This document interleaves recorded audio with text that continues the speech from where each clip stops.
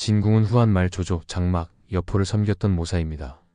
본래 연주 동군 무양현 출신이며 그의 행적은 정사 삼국지 여포전의 주석에 기록되어 있습니다. 연주구원전의 기록입니다.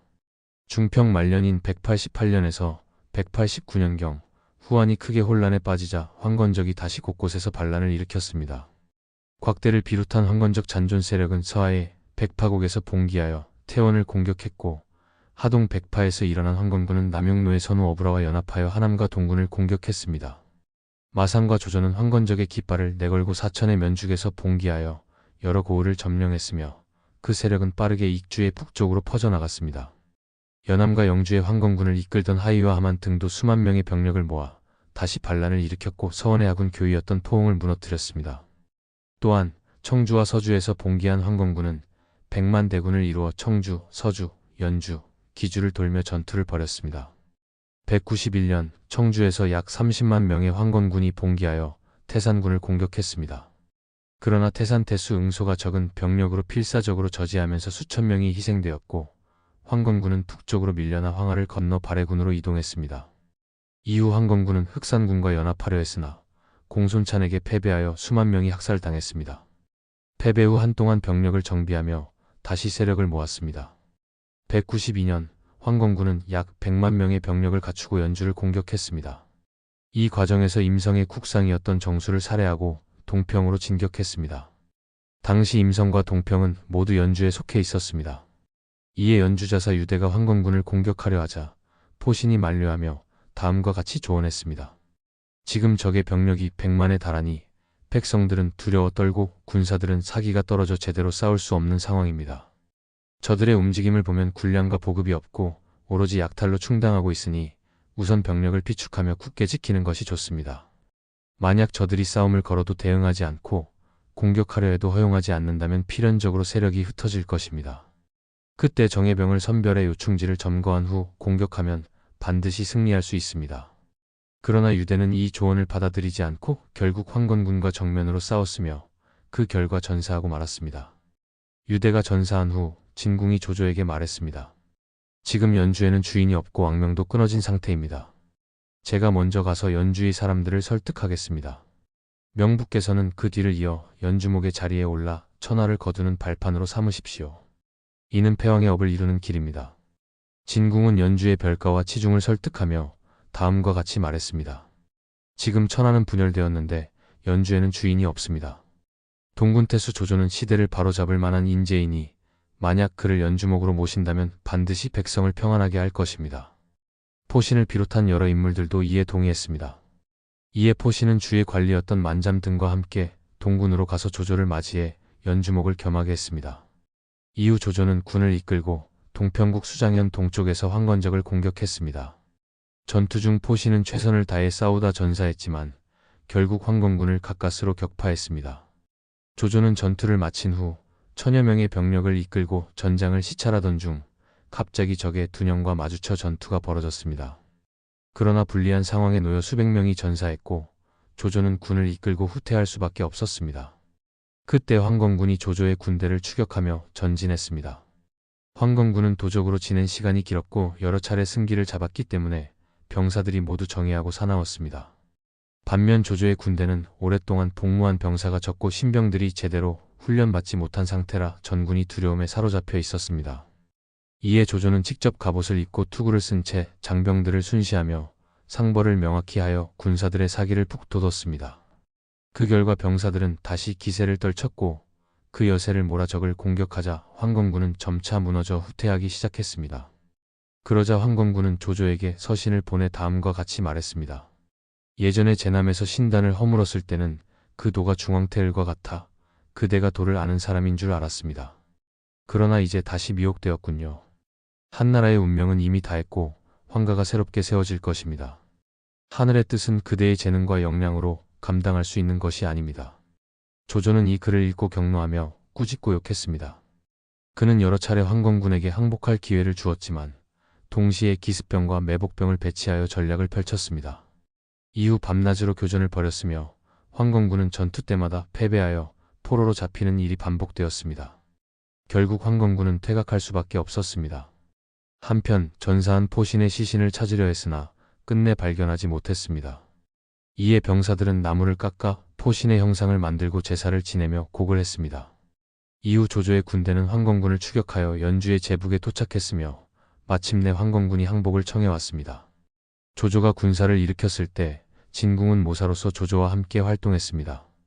여포의 아내인 엄씨의 증언에 따르면 조조는 진궁을 어린 아이처럼 아끼고 대우했지만 진궁은 결국 조조를 떠났습니다. 삼국지 여포전의 주석에는 진궁이 조조를 떠난 이유에 대해 스스로 의심을 품었다 라고만 기록되어 있습니다. 진궁이 조조를 떠난 원인에 대해 여러 해석이 존재합니다. 김경환은 불편한 삼국지에서 조조의 서주 대학살에 실망했기 때문이라고 추측했으며 이중태는 삼국지 강의에서 조조가 변양을 죽인 일 때문이라고 해석했습니다. 조조가 두 번째로 서주를 침공할 무렵 진궁은 동료 모사인 왕의 허사 그리고 장막의 동생 장초와 함께 장막을 설득하여 여포를 연주목으로 내세우고 조조를 공격할 것을 제안했습니다.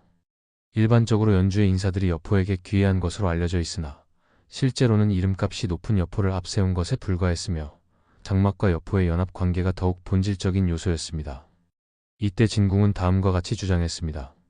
지금 천하는 혼란에 빠졌고 여러 영웅들이 각지에서 세력을 형성하고 있습니다. 그대는 넓은 지역을 다스리는 무리를 거느리고 있음에도 칼자루를 쥔 채 주변만 살펴보며 남의 지시를 받고 있습니다. 어찌 이를 비루하지 않다고 할 수 있겠습니까? 현재 조조의 군대는 동쪽으로 원정을 떠나 연주는 비어있는 상태입니다. 여포는 뛰어난 장수이므로 그와 맞설 자가 없습니다. 그러므로 그를 맞이하여 함께 연주를 다스리면서 천하의 정세를 살펴 상황에 따라 대응한다면 시대를 종행할 수 있을 것입니다. 이 무렵 연주에서 발생한 대규모 학살과 서주 대학살로 인해 조조의 악명이 높아졌습니다. 이러한 상황에서 장막과 여포 같은 유력한 인물들이 조조를 공격하자 연주 전역이 이에 호응하면서 조조는 멸망 직전의 위기에 몰렸습니다. 그러나 순욱과 정욱의 활약으로 조조는 연주의 일부 지역을 지켜낼 수 있었습니다. 여포의 군대는 조조를 계속 몰아세웠으나 그의 극심한 메뚜기 떼의 발생으로 인해 군량이 부족해졌습니다. 결국 여포군은 결정적인 타격을 가하지 못한 채 군사를 철수해야 했고 두 세력은 장기적으로 대치하는 상황에 놓이게 되었습니다. 틈을 놓치지 않고 군사를 정비한 조조는 이듬해부터 반격을 거듭하며 점차 연주의 군현을 되찾기 시작했습니다. 결국 정도에서 여포를 크게 격파하며 전세는 조조에게 유리하게 돌아갔습니다. 비록 연주 전 지역이 장막에게 호응했지만 연합 세력의 특성상 단합이 원활하게 이루어지지 않는 구조적인 문제가 있었던 것으로 보입니다. 상황이 불리해지자 여포는 서주로 달아나 유비에게 몸을 의탁했습니다. 진궁을 비롯한 장막의 수하들도 함께 서주로 피신했습니다.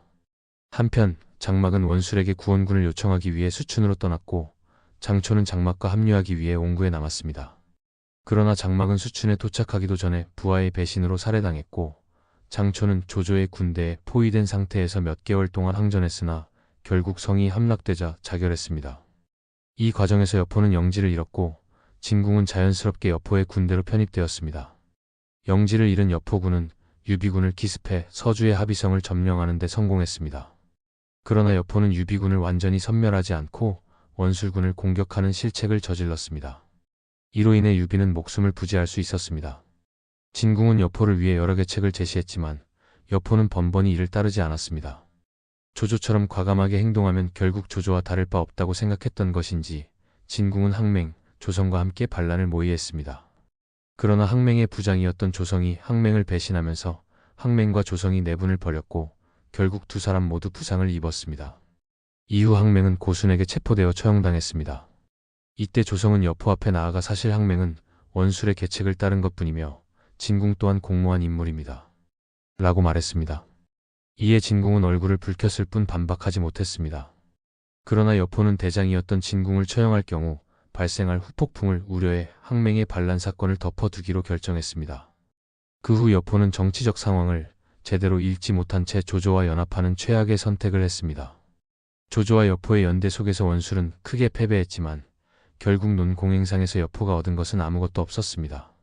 이후 여포가 자신의 말이 약탈당한 것을 이유로 유비를 공격하자 조조는 이에 개입해 여포를 공격했습니다.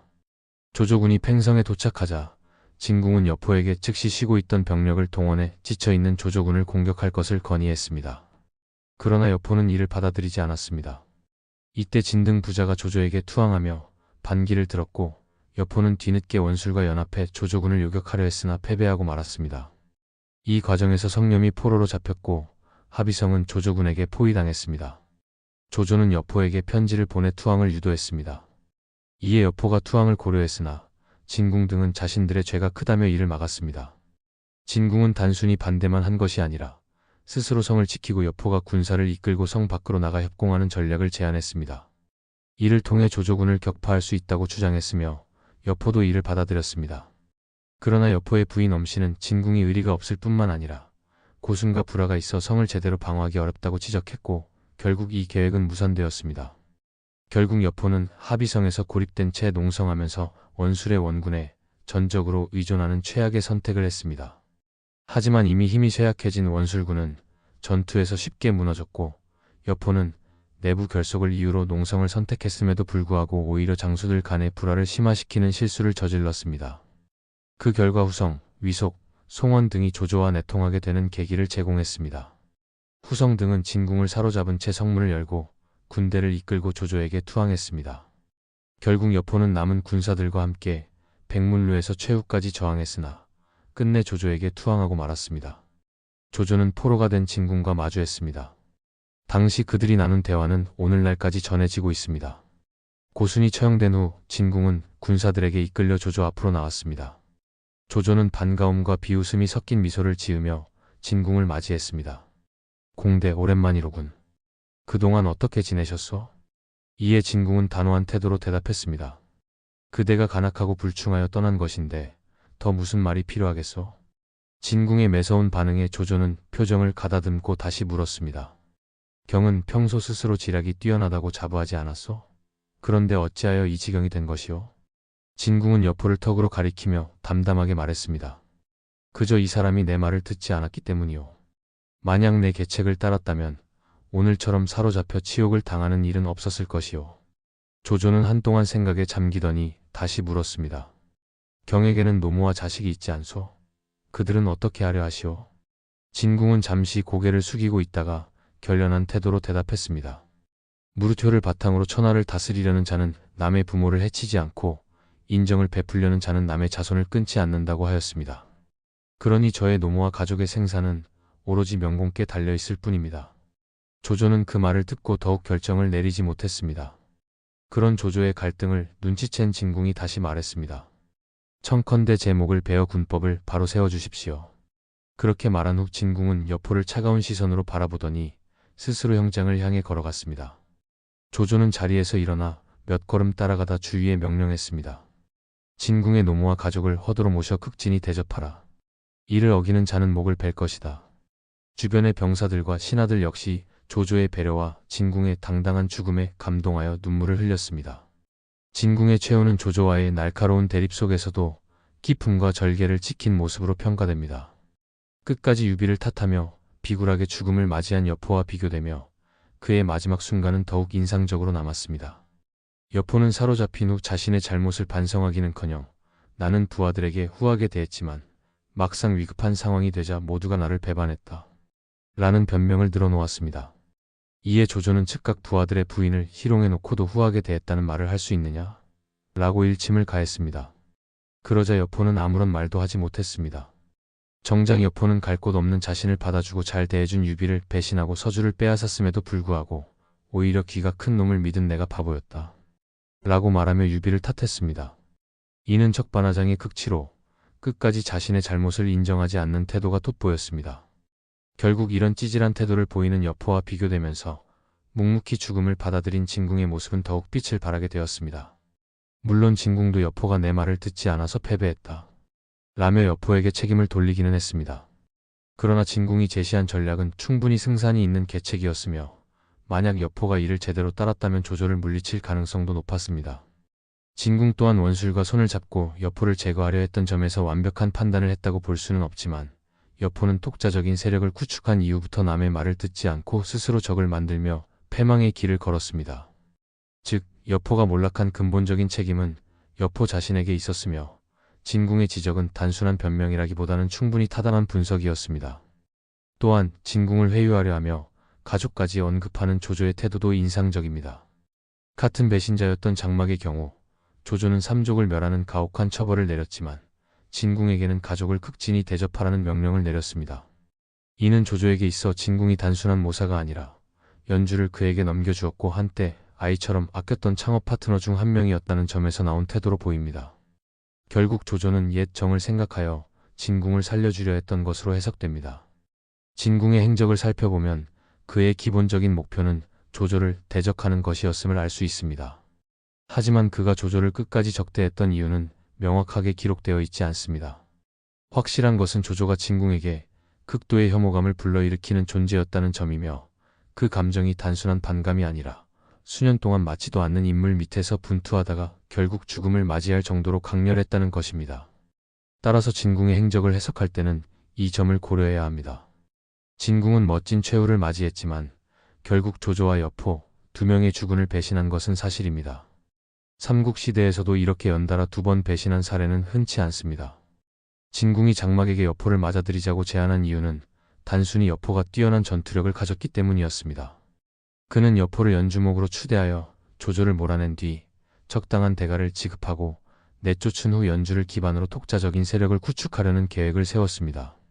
즉, 명목상으로는 여포를 연주목으로 삼았지만 실제로는 그의 권위와 군사력을 이용한 후 적절한 시기에 제거하려는 의도가 있었습니다.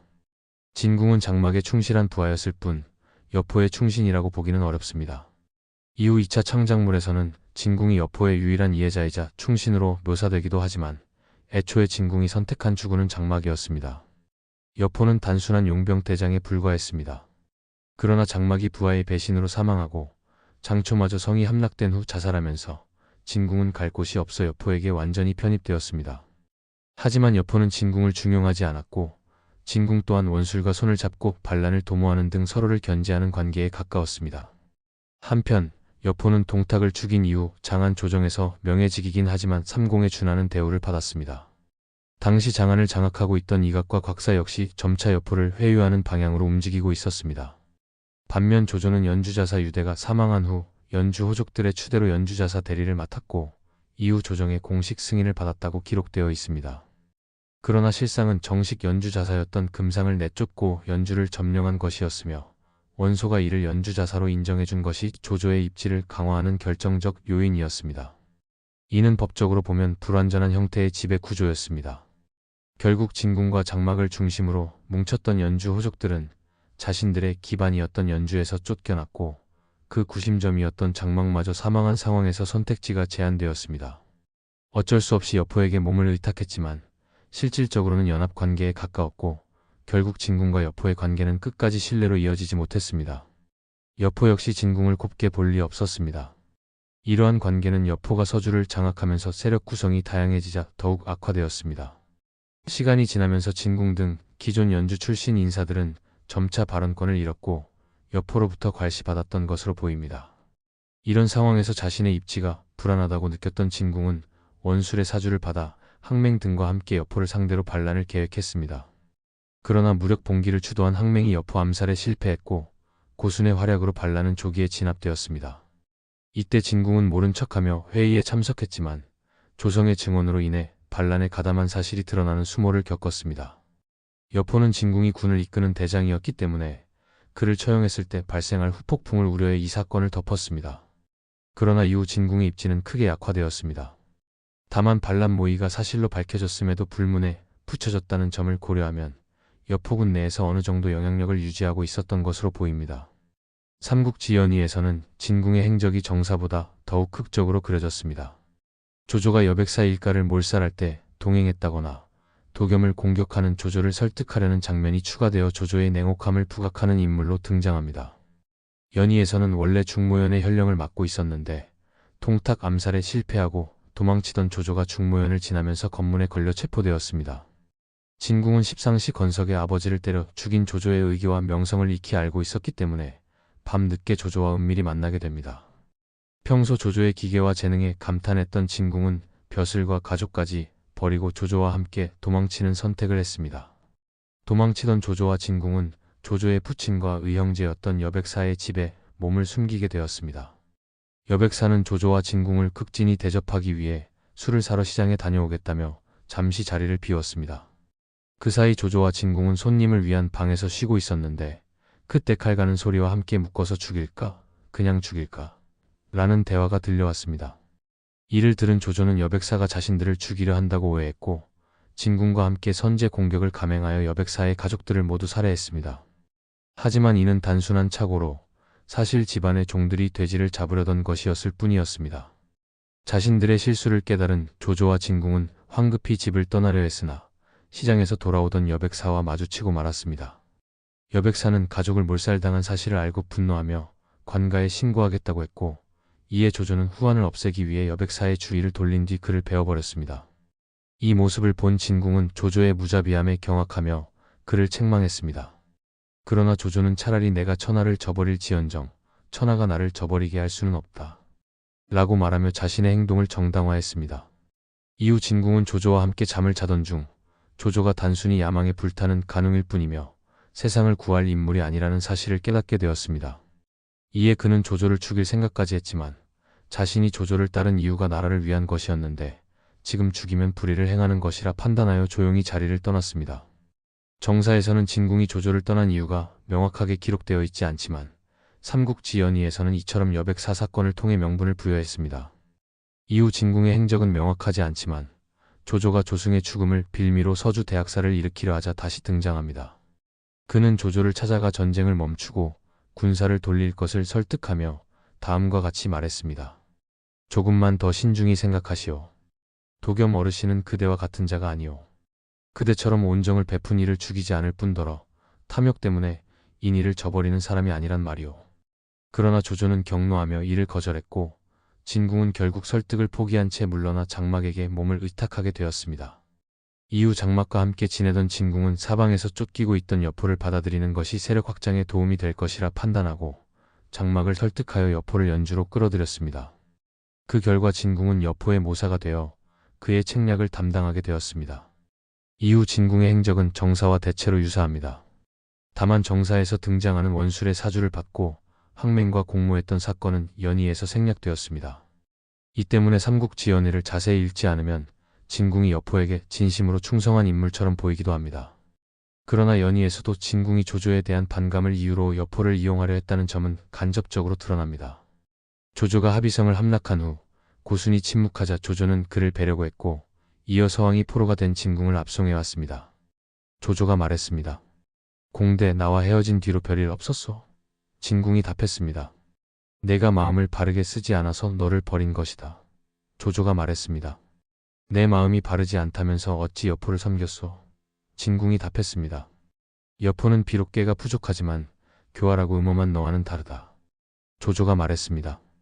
경은 스스로 슬기롭고 깨가 많다고 했는데 어째서 지금 이 꼴이 되었소? 이에 진궁은 여포를 돌아보며 한탄했습니다. 이 자가 내 말을 듣지 않은 것이 한스럽다. 내 말을 따랐더라면 오늘처럼 잡히는 일은 없었을 것이다. 이 대화에서 진궁이 여포를 지칭하는 방식은 존경심이 전혀 담겨 있지 않으며 충신이 주군을 대하는 태도로 보기 어렵습니다. 오히려 여포를 단순한 도구로 여겼다는 것이 더욱 명확하게 드러납니다. 이는 정사에서도 나타나는 진궁의 태도와도 일맥상통하는 부분으로 여포를 자신의 뜻을 이루기 위한 수단으로만 활용했음을 알 수 있습니다. 진궁의 성향은 여포와는 상당히 달랐으며 그의 처신에도 문제가 있었기 때문에 여포의 충신으로 보기 어렵습니다. 실제로 그는 반란을 모의하기까지 했으므로 삼국지연의에서 충신으로 묘사된 것은 다소 무리한 해석이라고 할 수 있습니다. 다만 이에 대해 여포 역시 변명할 여지가 없는 입장입니다.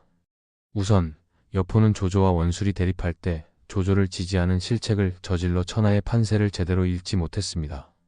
또한 진궁을 대신할 인사를 잘못 기용했고 부하들의 아내를 희롱하는 등 스스로 신망을 잃는 행동을 반복했습니다. 이러한 실책을 고려하면 진궁이 여포에게 끝까지 충성을 바칠 이유는 없었습니다. 그러나 진궁과 여포는 최소한 반조조라는 공통점을 공유하고 있었으며 진궁은 책사로서 세태를 읽는 능력이 뛰어났습니다. 그는 여포에게 몇 안 되는 유익한 조언을 해주었으며 만약 여포가 그의 전략을 제대로 따랐다면 보다 나은 결과를 얻었을 가능성이 큽니다. 따라서 여포가 진궁이라는 인재를 제대로 활용하지 못한 것은 분명한 사실입니다. 조조는 여포를 철저히 경계하며 적대시했지만 원술은 오히려 여포와 동맹을 맺기를 권했습니다.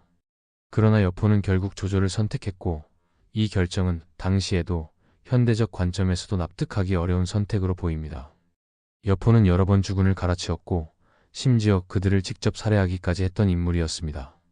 그는 손익을 따져 조조가 점차 유리한 입장에 놓였다고 판단했으며 자신이 조조를 이길 수 없다고 생각하자 차라리 깨끗이 항복하는 것이 낫다고 여겼을 가능성이 큽니다. 또한 조조는 허울보다는 능력을 중요하게 평가하는 인물이라는 점에서 자신이 뛰어난 무장으로서 조조에게 인정받을 수 있으리라 기대했을 수도 있습니다. 그러나 여포는 조조와 직접적인 접촉이 많지 않았기 때문에 조조의 성향을 제대로 이해하지 못했습니다.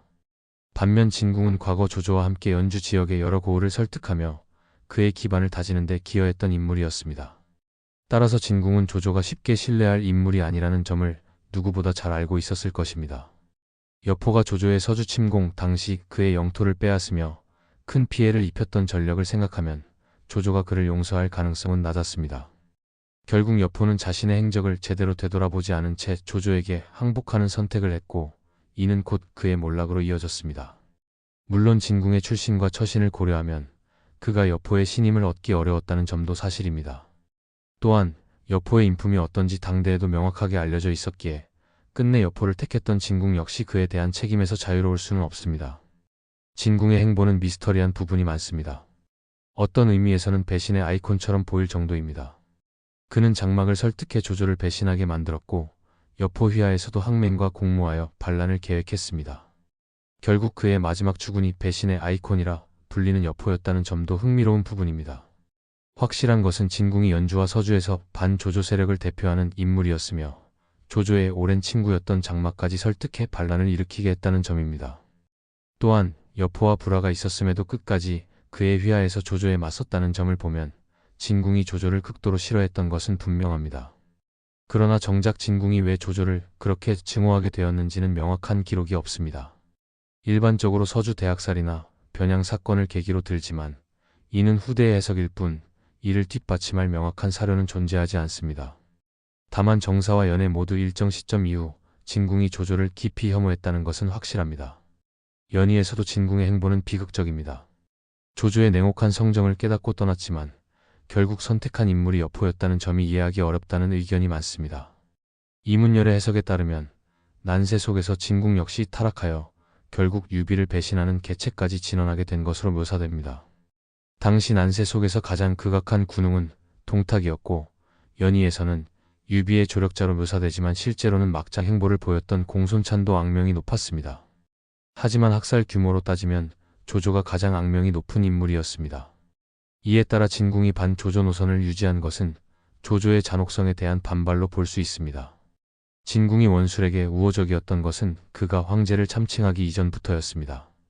이를 고려하면 그가 차악을 선택했다는 해석이 가능합니다. 즉 조조라는 대악을 견제하기 위해 여포와 원술 같은 인물과 손을 잡을 수밖에 없었다는 것입니다. 그러나 여포 휘하에서도 진궁은 계속 소외되었고 그의 계책이 무시되면서 점점 입지가 약화되었습니다. 결국 그는 조조에게 사로잡혀 비극적인 최후를 맞이했습니다. 진궁이 조조를 싫어했다는 점은 정사에서도 명확하지만 그가 왜 여포를 선택했는지는 창작물에서 다양한 방식으로 해석됩니다.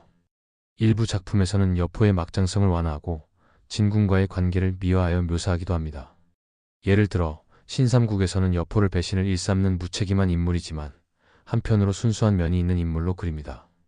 이에 따라 진궁이 여포를 따르는 이유도 그 순수함 때문이라는 설정이 추가됩니다. 또 다른 방식으로는 진궁이 여포를 섬긴 이유를 여포는 멍청하지만 조조처럼 교활하지는 않다 라고 정리하는 경우도 있습니다. 즉 여포가 좋은 사람은 아니지만 조조만큼 나쁜 인물은 아니라는 논리입니다.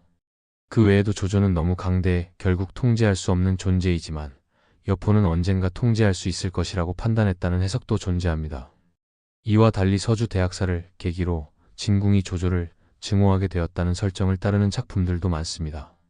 여포는 성격상 약탈을 했으면 했지 조조처럼 이유 없이 민간인을 학살하는 인물은 아니므로 이를 자연스럽게 납득할 수 있다는 것입니다. 어떤 경우에는 진궁이 조조만큼은 반드시 죽여야 한다 라는 일념 하나로 다른 모든 요소를 배제하고 행동하는 인물로 묘사되기도 합니다. 이런 설정에서는 조조를 견제하는 것이 절대적인 목표였기 때문에 여포가 어떠한 문제를 지닌 인물인지조차 신경 쓰지 않는 캐릭터로 그려집니다.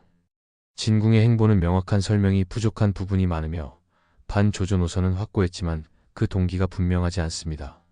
그의 선택이 이상적으로 보이지 않는 이유는 조조를 증오하는 과정에서 결국 배신을 거듭하고 결과적으로 여포라는 불안정한 인물을 선택하게 되었다는 점 때문입니다. 다만 창작물에서는 이러한 모순을 완화하기 위해 여포의 성격을 순수한 면이 있는 인물로 묘사하거나 진궁의 선택을 조조에 대한 극단적인 반발로 해석하는 방식을 취하는 경우가 많습니다. 결국 진궁은 조조를 증오했지만 그의 선택 역시 최선이라고 보기는 어렵습니다. 이는 그가 뛰어난 전략가였음에도 불구하고 주군을 잘못 선택한 것이 그의 몰락을 결정지은 가장 큰 이유였음을 보여줍니다. 영상을 시청해 주셔서 감사합니다. 구독과 좋아요 부탁드립니다.